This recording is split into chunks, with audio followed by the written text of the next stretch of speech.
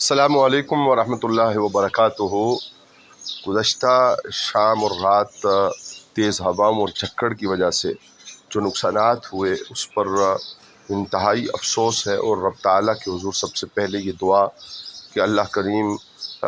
اپنے غیب سے جن لوگوں کے نقصانات ہوئے ہیں ان کی مدد فرمائے۔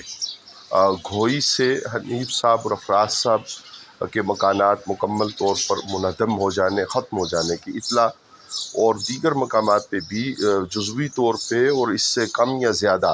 نقصانات کی اطلاعات ہیں، باعث ہمدردی، باعث افسوس ہے۔ اور یقیناً اسلامی معاشرہ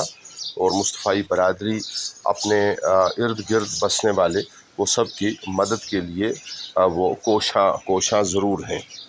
لیکن اس معاملے میں سب سے زیادہ اہم ذمہ داری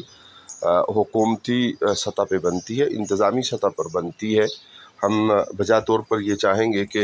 فوری طور پہ جن لوگوں کے نقصانات ہیں ان کی مدد کے لیے حکومتی ادارے بھی آگے بڑھیں، اور حکومت پنجاب اور مقامی انتظامیہ ان نقصان زدہ علاقوں، گھروں ان کی فوری مدد کے لیے اپنا کردار ادا کریں، اور ان کی اس کیفیت میں